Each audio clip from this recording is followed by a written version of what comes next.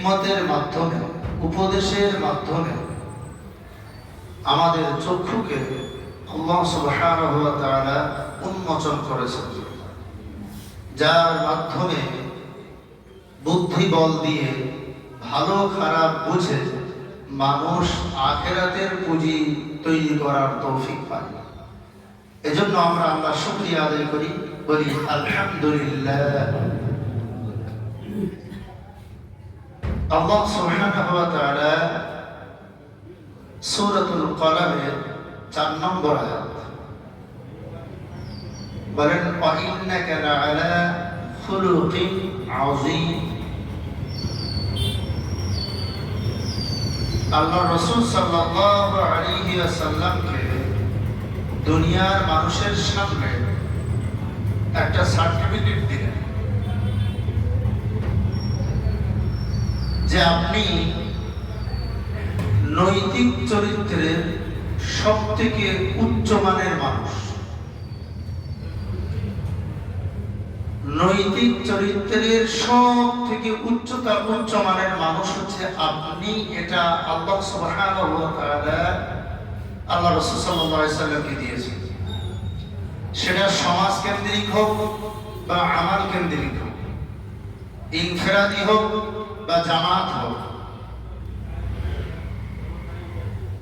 আল্লাহ রাসূল সাল্লাল্লাহু আলাইহি ওয়াসাল্লামকে নৈতিক চরিত্রের সবথেকে উচ্চতমান বা উচ্চমান আল্লাহ নিজে কেন দিলেন?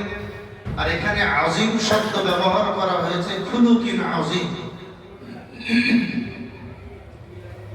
এখানে আযীম শব্দের অর্থ হচ্ছে মাপা যায় না, মাপকাঠির বাইরে যেটাকে বড় বলা হয়। মানে আপনার চরিত্র এতটাই উন্নত মানের যে কখনো কোনো মানুষ সেটাকে মাপতে পারবে না বা গণ্ডির মধ্যে আনতে পারবে না। তা কেন? যদি নৈতিক দুর্বল চরিত্রের মানুষ হয় তো সে কখনো কারোর কথা সহ্য করতে পারবে না। আল্লাহ নবী সাল্লাল্লাহু আলাইহি ওয়াসাল্লামকে বলা হলো, আপনাকে যদি উচ্চমানের চরিত্র না দেওয়া হতো তো যখন আপনাকে পাথর মারলো আপনি বিরোধ করতেন।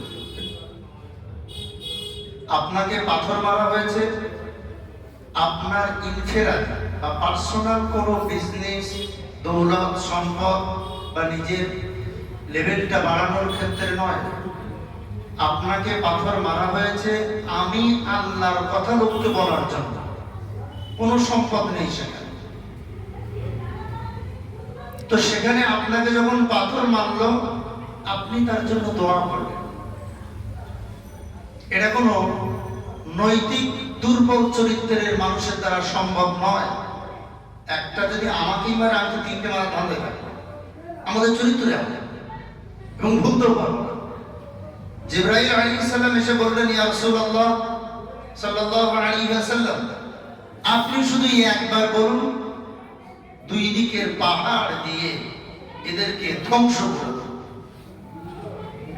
যে মানুষের গায়ে এই রক্ত মাংসের যে আমাদের শরীর, যেহেতু রাসূলুল্লাহ সাল্লাল্লাহু আলাইহি ওয়াসাল্লামের বিষয়টা একেবারে আলাদা, আম মানুষ নয়, ইমামুল আম্বিয়া, সাইয়্যিদুল মুরসালিন, তারপরেও দুনিয়াতে মানুষের নজরে তিনি রক্ত মাংসের মানুষ ছিলেন।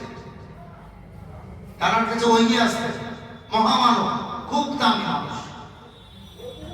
আঘাতপ্রাপ্ত হওয়ার পরেও আল্লাহর নবী সাল্লাল্লাহু আলাইহি সাল্লাম দোয়া করলেন, আজ যদি এরা আল্লাহকে নাও মানে আর আমি নবীকে মুহাম্মদ সাল্লাল্লাহু আলাইহি সাল্লাম আল্লাহর রাসূল হিসেবে নাও মেনে নেয়, এমন একটা দিন আসবে এরাই মানবে। আর আজকে যদি ফেরেশতাকে বলে তাদেরকে শেষ করে দেওয়া হয়, বদদোয়া করা হয়, তো তারা শেষ হয়ে যাবে, তাদের কিছু অস্তিত্ব থাকবে না। মক্কার যারা নামধারী মানুষ ছিল তারা আল্লাহ রাসূল সাল্লাল্লাহু আলাইহি ওয়াসাল্লামকে বললেন, মুহাম্মদ ইবনে আব্দুল্লাহ হাযা মাজনুন, এ তো পাগল। আর পাগল না, আবার টপ ক্লাসের পাগল, নাউযুবিল্লাহ। সবাই বলে নাউযুবিল্লাহ। যারা এই কথা বলেছিল, নবীকে মাজনুন বলেছিল, পাগল বলেছিল, সেই সময় কিন্তু অনেক রিঅ্যাকশন দেওয়া উচিত ছিল, রিপ্লাই করা উচিত ছিল। কিন্তু আল্লাহ রাসূল সাল্লাল্লাহু আলাইহি ওয়াসাল্লাম এই খুলুকিন আযীম, আল্লাহ তাআলা যে উচ্চমানের নৈতিক চরিত্র আল্লাহ রাসূল সাল্লাল্লাহু আলাইহি ওয়াসাল্লামকে দিয়েছিলেন, যারা পাগল বলেছিল তাদের কোনদিনও তিনি করেন, তাদের জন্য দোয়া করেছেন, আল্লাহ আপনি তাদের হেদায়েত দেন। আম্মা জান আয়েশা রাদিয়াল্লাহু তাআলা আনহাকে এসে জিজ্ঞাসা করা হলো যে আমার নবী সাল্লাল্লাহু আলাইহি ওয়াসাল্লামের চরিত্র কেমন ছিল, যদি স্ত্রীর সার্টিফিকেট সবথেকে দামি হয় দুনিয়াতে, কোন মানুষ ভালো কি খারাপ তার স্ত্রী যদি বলে যে না আমার স্বামী ভালো, তো মনে করবেন সে ভালো। কারণ স্ত্রী যদি বলে না গন্ডগোল, তো তার গন্ডগোল আছে। কারণ সব থেকে করিবি দোস্ত হচ্ছে স্ত্রী হয়, ও বেশিরভাগ জিনিস জানে, ভালো খারাপ ইত্যাদি সব কিছু। দ্বিতীয় স্থানে বন্ধুরা জানে, কিন্তু বন্ধু থেকে স্ত্রী আরো বেশি জানে। তো আয়েশা রাদিয়াল্লাহু তাআলা আনহাকে জিজ্ঞাসা করা হলো, আয়েশা রাদিয়াল্লাহু তাআলা আনহা বলেন কানা খালাকাল কুরআন, মুহাম্মদ সাল্লাল্লাহু আলাইহি ওয়াসাল্লামের চরিত্র হচ্ছে কোরআন। কোন আয়াতে কারিমা যদি ওহী নাজিল হতো, তিনি সেটা প্রথম বাস্তবায়ন করতেন, পূর্ণ করতেন। কোন জিনিস যদি নিষেধাজ্ঞা তো বর্জন করার বিষয় আসতো, প্রথমেই বর্জন করতেন, যাতে মানুষ তার উপরে আমল ধরে না বলতে পারে আপনি এটা করছেন আবার বলছেন, আপনি এটা ছাড়ছেন আবার বলছেন। মানে যেটা আল্লাহ করতে বলেছে সেটা করছে, কোনোদিন সেটাকে বর্জন করেনি। যেটা বর্জন করতে বলেছেন তখনই বর্জন করেছেন, সেটা আর করেননি।